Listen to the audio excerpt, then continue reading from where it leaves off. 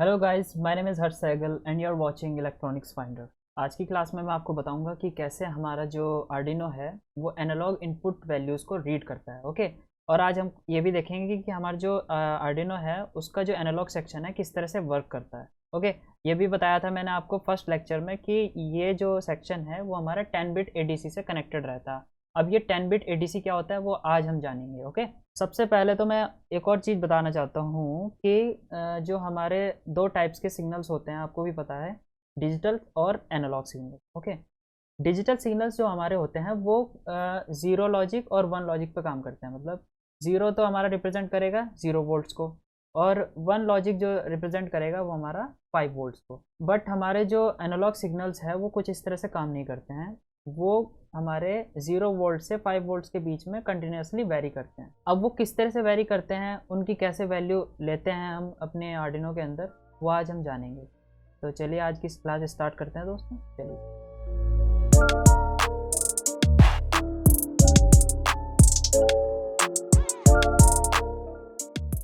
So guys, सबसे पहले तो हम ये देखते हैं कि हमारा जो आर्डिनो है वो एनालॉग इनपुट वैल्यूज़ को कैसे इनपुट करा के और वो हमारे सीरियल मॉनिटर पे कैसे शो करता है। तो इसके लिए हम एक बेसिक सा प्रोग्राम बनाएंगे, फिर देखेंगे कैसी वैल्यू हमें मिलती है, फिर उन वैल्यूज़ को हम आगे कैसे यूज़ कर सकते हैं उसको भी डिटेल में हम पढ़ेंगे। तो पहले हमें बेसिक से स्टार्ट करते हैं। चलिए, आर्डिनो आईडीई ओपन कर दी। आईडीई ओपन होते ही सबसे पहले हम देखते हैं कि हमारे पास हम किस पिन को ऑपरेट करेंगे। सबसे पहले तो पिन के लिए हम वेरिएबल डिफाइन कर लेते हैं, int read pin. Read pin नाम का एक वेरिएबल ले लिया, और इस पे पिन कौन सी डिफाइन करेंगे, A3। A3 क्यों लिया, क्योंकि एनालॉग सेक्शन में वो ही नाम से डिफाइन है। वो देखिए A0 से A5 तक, यानी A3 ले ली मैंने। ओके। अब जो इस A3 पे इनपुट वैल्यू आएगी एनालॉग की, अब उसको कहीं तो स्टोर कराना पड़ेगा, तो उसके लिए भी एक और वेरिएबल डिफाइन कर दूंगा मैं, रीड वैल। ठीक है। इसको इनिशियली ज़ीरो रखता हूँ क्योंकि ज़ीरो वैल्यू है इनिशियली, यानी रीड वैल्यू नाम का एक वेरिएबल है रीड वैल करके, वो इनिशियली ज़ीरो है। अब आते हैं हम अपना सेटअप पोर्शन पे। Void setup, void setup. Void setup के अंदर सबसे पहले हम क्या करते थे, serial dot begin. Serial dot begin, जो भी वैल्यू आएगी वो हमारे सीरियल मॉनिटर पे दिख जाएगी। तो उसके लिए सीरियल कम्युनिकेशन स्टार्ट करा रहे हैं कंप्यूटर से और आर्डिनो के बीच में। ओके। 9600 बॉड रेट पे स्पीड है हमारी। ओके। और पिन का बिहेवियर डिफाइन करेंगे पिन मोड से, किस तरह से बिहेव करेगी। जो हमारी रीड पिन है वो एज अ इनपुट बिहेव करेगी। ओके। तो हमारा सेटअप सेक्शन भी कंप्लीट हो चुका है। Void loop. Void loop, void loop में क्या करेंगे, वॉइड लूप में अब हम जो वैल्यूज़ को इनपुट कराएंगे। अब उसके लिए कैसे करते हैं, देखिए, read val is equals to analog read. Analog read किसको कर रहे हैं, रीड पिन, रीड पिन को कर रहे हैं। ओके। सेमी कॉलन लगाना ना भूले। दूसरा, अब हमने रीड पिन को रीड करके और उसकी वैल्यूज़ को रीड वेल में स्टोर करा दिया। अब कराने के बाद हम इसको प्रिंट भी कराएंगे। कैसे करेंगे, serial dot print.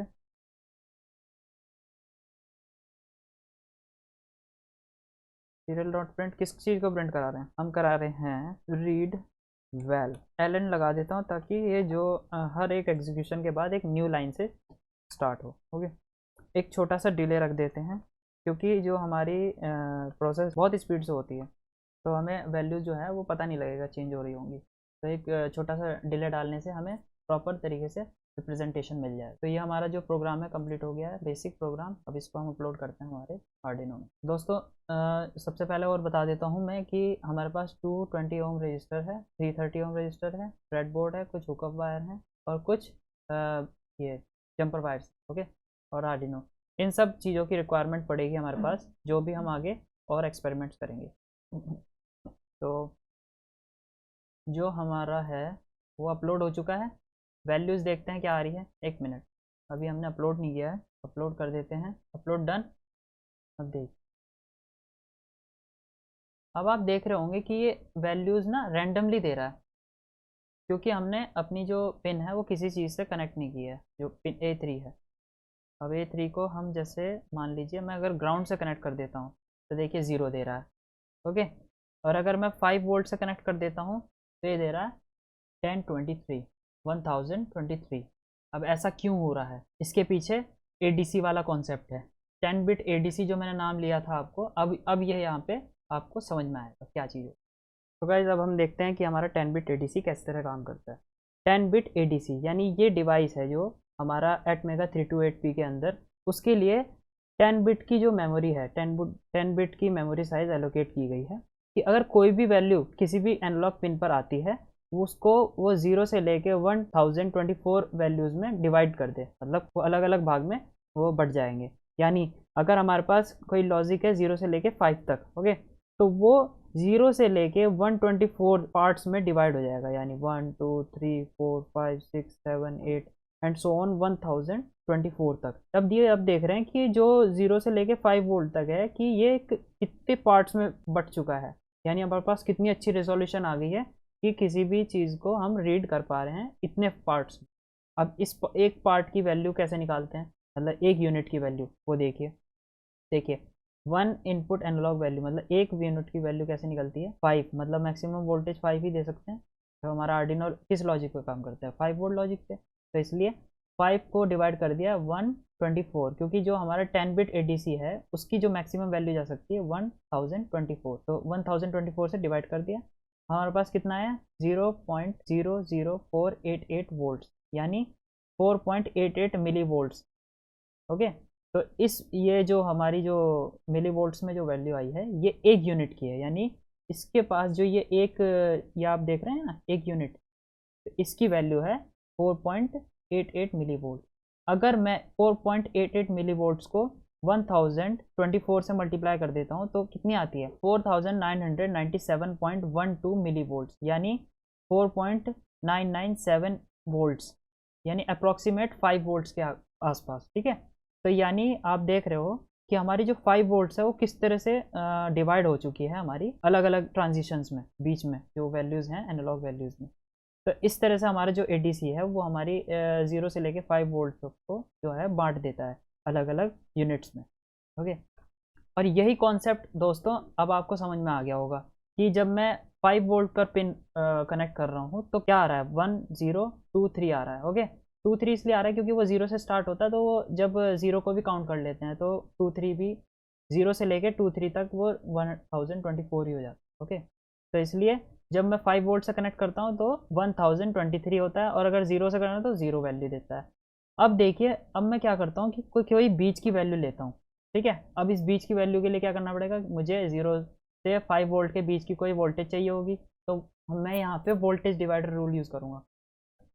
So guys अब मुझे ना 0 से 5 वोल्ट के बीच में कोई वैल्यू चाहिए, तो इसलिए मैंने कोई भी रेजिस्टेंस दो ले लिए, 220 ओम और 330 ओम के बीच। ठीक है, आप भी कोई भी ले सकते हो, और वोल्टेज डिवाइडर रूल की मदद से आप वोल्टेज को डिवाइड कर सकते हो, यानी 5 वोल्ट को हम डिवाइड कर रहे हैं, यानी कोई भी बीच की वैल्यू ले। ठीक है, तो अब मैंने क्या किया, दोनों को सीरीज़ में कनेक्ट कर दिया, और सीरीज़ में कनेक्ट करने के बाद जो रीड पिन है A3 पिन है आर्डिनो की, वो इनके बीच में लगा दी।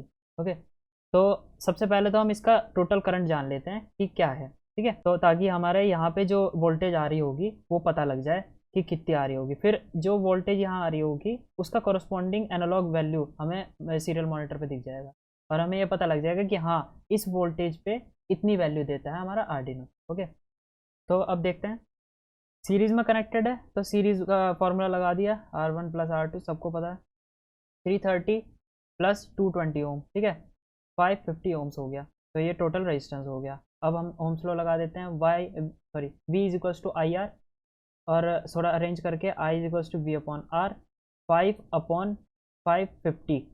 ठीक है, मतलब total voltage upon total resistance. ठीक है, तो क्या आया 0.0090 एम्पियर, सॉरी ये मैंने मिली एम्पियर लिख रखा है, ये एम्पियर है, फिर इसको हम मिली एम्पियर में जब चेंज करते हैं तो इस तरह से लिखा जाता है, I is equals to 9 milli ampere. Okay, अब क्या करते हैं, हम पर्टिकुलर एक रजिस्टर पे हम वोल्टेज निकालते हैं वोल्टेज डिवाइडर रूल से। ओके, कैसे निकलता है, voltage across R1, V1 is equals to I R1, I total current, R1 जो हमारा रजिस्टर है, और V1 उसके अक्रॉस जो वोल्टेज है, तो फॉर्मूले में रख देंगे। 9 मिली एम्पियर को कैसे लिख सकते हैं, 9 इंटू 10⁻⁻3, और मल्टीप्लाई करने के बाद 2.97 वोल्ट्स आ गई हमारे इसके अक्रॉस। ठीक है, अब इसके अक्रॉस निकालेंगे, सिमिलरली इसी को भी ऐसे ही निकाल लेंगे, तो आएगी 1.98। ओके, तो सिंपल था ये तो बहुत ही। अब हम ये देखेंगे कि हमारी जो वैल्यू है, जो आर्डिनो है, वो किस वैल्यू को लेता है, इसके अक्रॉस की वैल्यू को लेता है कि इसके अक्रॉस वाले को। ऑलवेज रिमेंबर, आर्डिनो जो होता है, जो रजिस्टर हमारा ग्राउंड से बिल्कुल डायरेक्ट कनेक्टेड होगा, उसके अक्रॉस ही जो वोल्टेज होगी उसको ही रीड करेगा, इसको नहीं रीड करेगा। जो अक्रॉस इसके होगी उसको रीड, तो ये रिमेंबर करना आपको। तो इसका मतलब V2 की वैल्यू हम कंसिडर करेंगे, V1 की नहीं करेंगे। तो V1 की कितनी थी, V2 की कितनी थी, सॉरी 1.98।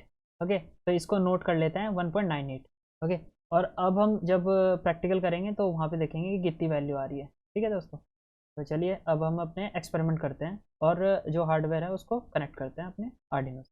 तो दोस्तों अब हमारे पास ये ब्रेडबोर्ड और कुछ कंपोनेंट जो मैंने बताया था आपको, तो ले लेते हैं। अभी जंपर वायर्स निकाल देते हैं।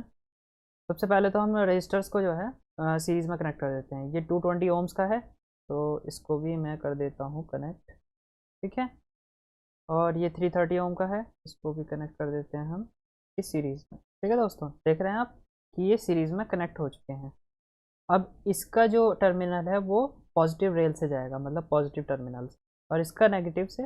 ओके, ये ब्लू वाला नेगेटिव है। अब मैं क्या करता हूँ, इस नेगेटिव रेल को आर्डिनो के ग्राउंड से कनेक्ट कर देता हूँ। कर दिया, इसको कर देता हूँ पॉजिटिव को हमारे 5 वोल्ट्स। बिल्कुल ईजी, कोई दिक्कत नहीं। A0, A1, A2 और A3।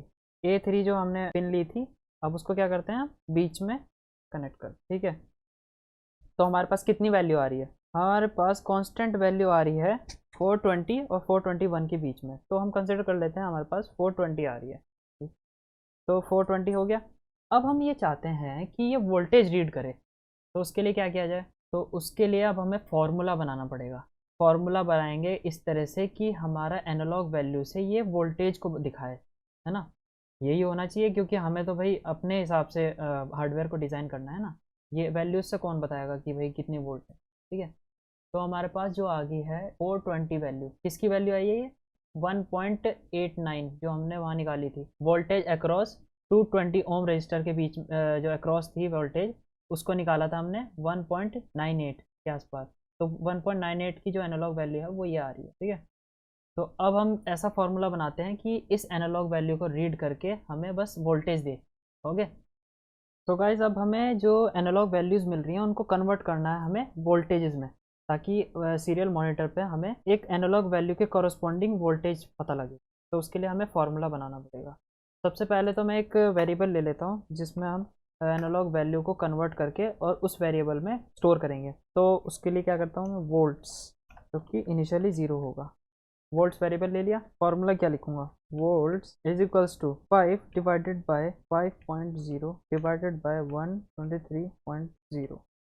इसको होल ब्रैकेट में कर देता हूँ और रीड वैल से मल्टीप्लाई कर देता हूँ, और इसके बाद इसको प्रिंट भी करा दूंगा, सीरियल डॉट प्रिंट। यहाँ से एल हटा देता हूँ और यहाँ पे लगा दिया मैंने, ताकि ये सारा मैं एग्जीक्यूट करने के बाद तब जाके न्यू लाइन से स्टार्ट हो, इसलिए मैंने लगाया। तो किसको हम प्रिंट कर रहे हैं इसके बाद, वोल्ट्स को। एक अच्छा रिप्रेजेंटेशन के लिए मैं एक और यहाँ पे करेक्टर को प्रिंट करा देता हूँ, ताकि दोनों वैल्यू और वोल्ट जो हैं वो मिक्सअप ना हो, बीच में थोड़ा सा गैप रहे। सीरियल डॉट प्रिंट, ठीक है, एक स्पेस लगा देता हूँ। ठीक है, लगा दिया, या 2 स्लैश लगा देता हूँ ऐसे। ठीक है, अब मैं क्या करता हूँ, इसको कंपाइल करता हूँ, देखता हूँ सही है नहीं है, सही है। अब इसको हम कर देते हैं अपलोड। अपलोड कर दिया, सीरियल मॉनिटर ओपन करते हैं। अब देखते हैं वैल्यू, देखिए ये हमें एक्यूरेट नहीं दे रहा। 1 मिनट रुकिए दोस्तों, इसको हम ले लेते हैं फ्लोट वैल्यू। फ्लोट वैल्यू क्यों लिया, फ्लोट का मतलब होता है डेसिमल वैल्यू, मतलब 1.2, 2.3, ये जो इस तरह की वैल्यू को रिप्रेजेंट करने के लिए हमें वेरिएबल जो भी लेते हैं उसको फ्लोट लेना पड़ता है। इंटीजर मतलब एक स्टैटिक वैल्यू, मतलब 1, 2, 3 इंटीजर वैल्यू यानी। ठीक है, उसमें पॉइंट्स में नहीं बताएगा, पर अगर हमें पॉइंट्स में चाहिए वैल्यू, और पॉइंट्स में अगर दे रहे हैं या ले रहे हैं किसी भी वेरिएबल से, तो हम उसको फ्लोट डिफाइन करते हैं। तो इसलिए अब मैंने फ्लोट कर दिया, तब ये समझ गया फ्लोट। तो ये वैल्यू जब भी एग्जीक्यूट होगी और ये फार्मूला एग्जीक्यूट होने के बाद जो हमारा वैल्यू देगा वो फ्लोट में वेरिएबल में स्टोर करा देगा और इसी फ्लोट वैल्यू को हम प्रिंट करा देंगे। अब देखना जब मैं इसे अपलोड करता हूँ तो हमें किस तरह की वैल्यू मिलती है। देखिए दोस्तों, मैंने कितनी जो हमारे फार्मूले में हमने नोट्स में जो वैल्यू निकाली थी 1.96 आ रही है, मतलब 98 वो 96 आसपास की वैल्यू आ रही है। ठीक है, तो कितना देखिए हमने वोल्ट्स भी निकाल ली और उसकी करस्पॉन्डिंग एनालॉग वैल्यू भी। तो यानी 1.96 की जो करस्पॉन्डिंग एनालॉग वैल्यू है वो 402 या 401 आसपास। ठीक है, तो ये तो हमने देखिए एनालॉग वैल्यूज़ को कैसे हम रिप्रेजेंट करते हैं और उनको किस तरह से कन्वर्ट करते हैं वो देखा। अब थोड़ा और डिटेल में देखता हूँ मैं और समझाता हूँ कि ये फार्मूला जो है ये मैं कैसे लेके आया। इसको हम थोड़ा नोट्स में समझते हैं दोस्तों कि ये मैंने जो ये फार्मूला है ये किस तरह रख दिया उठा के। आपको लग रहा हो ना कि ये मैंने उठा के रख दिया ये। अब देखते हैं ये किस तरह से लाया। तो दोस्तों अब हमने नोट्स में देखते हैं। ठीक है, हमने लाइंस के बारे में थोड़ा सा मैथमेटिक्स में पढ़ा था कि जब हम अपने एक्स वाई प्लेन में लाइन को रिप्रेजेंट करते हैं तो उसका स्लोप और इक्वेशन दोनों का फॉर्मूला होता था कुछ। ठीक है, तो जब हम जैसे स्ट्रेट लाइन है इसका जो हम स्लोप निकालते थे वो कुछ इस तरह से निकालते थे, y2 minus y1 divided by x2 minus x1। देखिए, तो ये स्लोप निकल आता था हमारे पास, ये फॉर्मूला है। और जब हम इस वैल्यू सॉरी इस लाइन की इक्वेशन निकालते थे वो किस तरह से निकालते थे, y minus y one is equals to m x minus x one. देखिए समझिए, ध्यान से समझिए, ये मैं थोड़ी कोर की चीज़ बता रहा हूँ कि किस तरह से फॉर्मूला निकाला जाता है। आगे जो हम प्रोजेक्ट बनाएंगे ना तो इसी ही जो लाइन की इक्वेशन है इसी को रखते हुए हम आगे के जो प्रोजेक्ट हैं वो हमारे इम्प्लीमेंट होंगे। ठीक है, तो ये अगर आप कोर से सीखोगे तो बहुत आपको आगे भी हेल्प करेगा और भी प्रोजेक्ट बनाने का अपने से।